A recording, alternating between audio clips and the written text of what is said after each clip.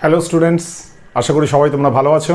আচ্ছা, আজকে আমি যে ক্লাসটা নিতে যাচ্ছি এটা হচ্ছে West Bengal board of secondary education, মানে বেঙ্গলি মিডিয়ামে, ওয়েস্ট বেঙ্গল বোর্ডের বেঙ্গলি মিডিয়ামে ক্লাস 10 গণিত প্রকাশ বইয়ের চ্যাপ্টার 13 ভেদ বা ইংলিশে বলা হয় ভেরিয়েশন। এই চ্যাপ্টারটা আমরা আজকে শুরু করতে যাচ্ছি। তাহলে এই যে ক্লাসটা আমি নেবো, এখানে আজকে মেনলি আমি করব হচ্ছে হোয়াট ইজ ভেরিয়েশন, মানে ভেদ জিনিসটা কি, তার আইডিয়া, ভেদ কত রকমের এবং প্রত্যেকটা ভেদের আইডিয়া দিয়ে দেবো। ঠিক আছে, তো আমরা প্রথমে বুঝে নেবো হচ্ছে ভেদ বা ভেরিয়েশন। আচ্ছা, এখানে একটা কথা বলি, প্রত্যেকটা টার্মের কিন্তু বাংলার সঙ্গে সঙ্গে ইংলিশ টার্মগুলো জেনে রাখবে। এগুলো খুব ইম্পর্টেন্ট টার্ম, এগুলো ইংলিশ টার্মগুলো প্রচুর জায়গাতে ইউজ হয়। সুতরাং ইংলিশ টার্মগুলো তোমাদের বইয়েও রয়েছে, তোমরা সেগুলো শিখে নাও, সেই জন্য আমি প্রত্যেকটা জায়গায় দিয়েছি। তাহলে ভেদ কি? ভেদ বা ভেরিয়েশন এই জিনিসটা হচ্ছে দুটো ভেরিয়েবল, চলরাশি। ভেরিয়েবল মানে হচ্ছে তোমাদের বাংলাতে বলা হয় চলরাশি।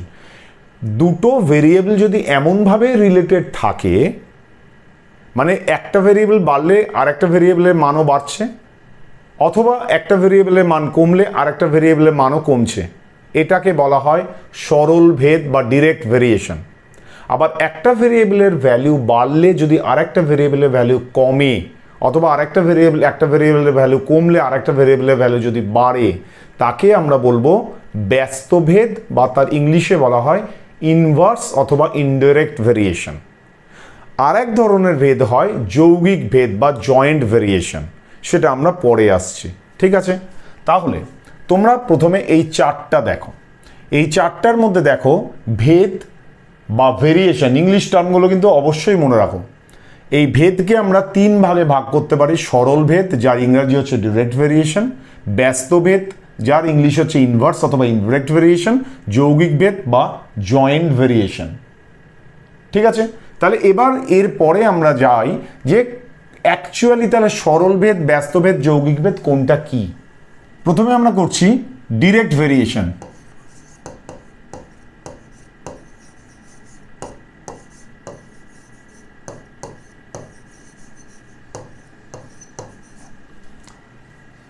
ধরো এক্স আর ওয়াই দুটো ভেরিয়েবল এইভাবে রিলেটেড আছে, ওয়াই ইকুয়ালস টু 2x।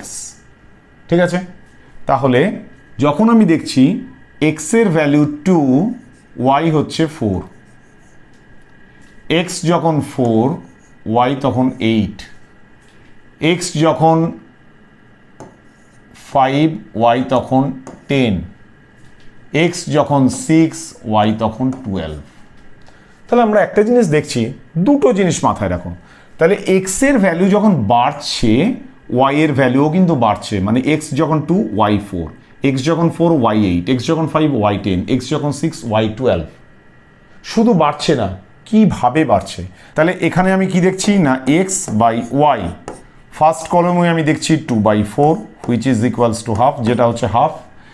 সেকেন্ডটাতেও আমি দেখছি 4/8, সেটাও হচ্ছে হাফ। 5/10, সেটাও হচ্ছে হাফ। 6/12, সেটাও হচ্ছে হাফ। তার মানে আমি একটা জিনিস দেখছি, এক্স বাড়ার সঙ্গে সঙ্গে ওয়াই বাড়ছে, এবং প্রত্যেক ক্ষেত্রে বাড়লেও এমনভাবে বাড়ছে যাতে এক্স আর ওয়াই এর রেশিও বা অনুপাতটা কিন্তু সেম। প্রত্যেক ক্ষেত্রে দেখো অনুপাতটা সেম। তাহলে এটাকে আমরা বলবো সরল ভেদ বা ডিরেক্ট ভেরিয়েশন। আর এটাকে আমরা ম্যাথামেটিক্যালি, গাণিতিকভাবে কিভাবে লিখব?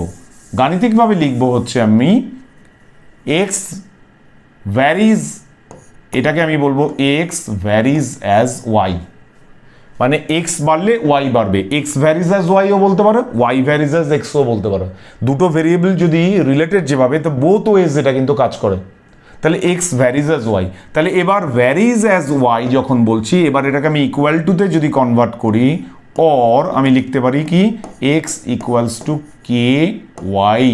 কে কি না, কেটা হচ্ছে একটা কনস্ট্যান্ট, সেই কনস্ট্যান্ট। তাহলে ভেরিয়েবলের ক্ষেত্রে আমি যখন ইকুয়ালস টু করছি, কে দিয়ে মাল্টিপ্লাই করছি, কে হচ্ছে একটা কনস্ট্যান্ট। এটা কে হতে পারে, সি হতে পারে, এ হতে পারে, বি হতে পারে, যে কোনো কিছু হতে পারে, কনস্ট্যান্ট বা ধ্রুবক।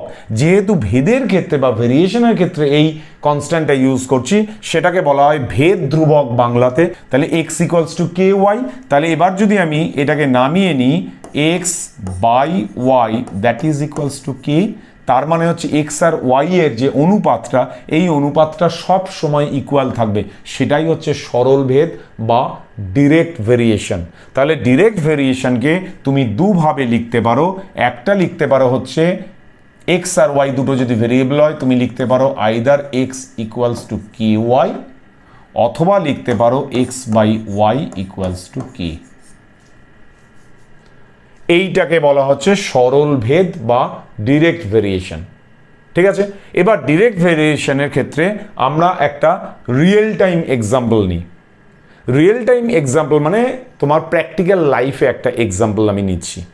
ঠিক আছে, তাহলে ধরো এটাকে আমি এইভাবে এক্সপ্লেন করছি।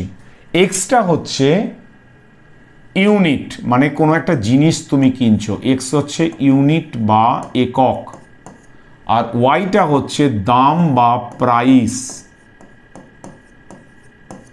তাহলে দুটো জিনিসের দাম আমি যত টাকা, আমি যত ইউনিট বেশি নেবো, ধরো তুমি বাজারে গেছো, ডিম কিনছো, তোমার দুটো ডিমের দাম 4 টাকা, তাহলে 4 টাকা যখন দিচ্ছ দুটো ডিম নিচ্ছ, 8 টাকা যখন দিচ্ছ 4টে ডিম হচ্ছে, আমি ধরে নিচ্ছি সবকটা ডিম কিন্তু একই দাম।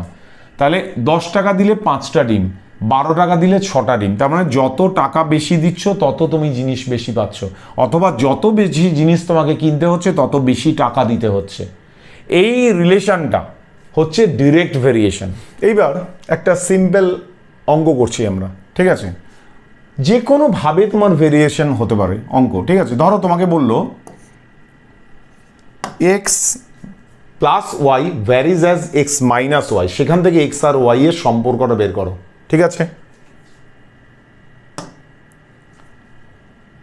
X plus y varies as x minus y, এখান থেকে তোমাকে বললো এক্স আর ওয়াই এর রিলেশনটা তুমি বের করো।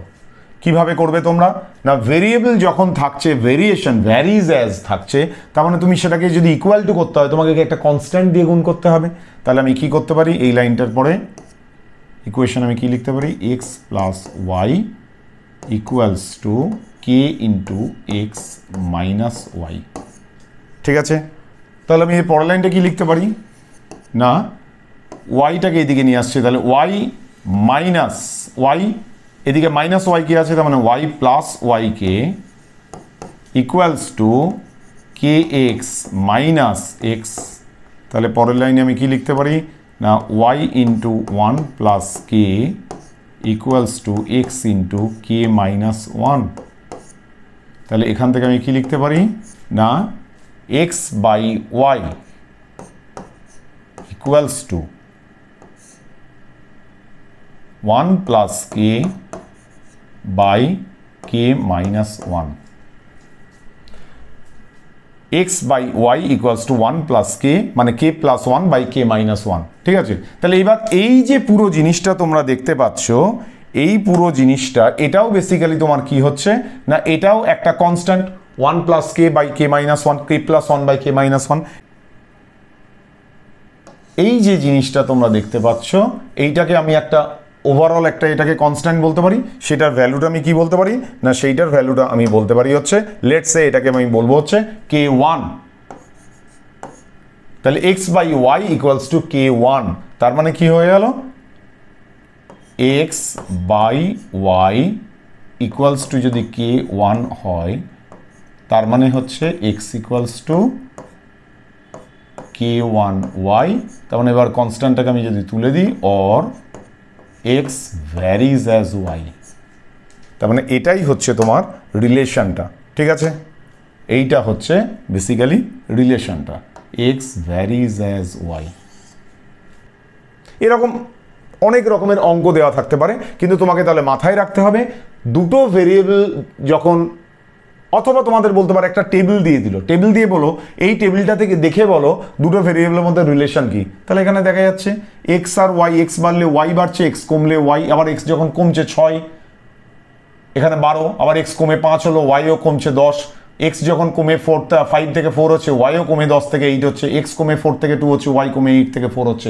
তার মানে এক্স আর ওয়াই দুটো ভেরিয়েবল এমনভাবে রিলেটেড, একজন বাড়লে আরেকজন বাড়ে, আবার একজন কমলে আরেকজন কমে, কিন্তু যখনই যা ভ্যালুই হোক সবসময় কিন্তু দুটো ভেরিয়েবলের অনুপাত বা রেশিওটা ইকুয়াল, সেটাকে বলা হচ্ছে ডিরেক্ট ভেরিয়েশন বা সরলভেদ।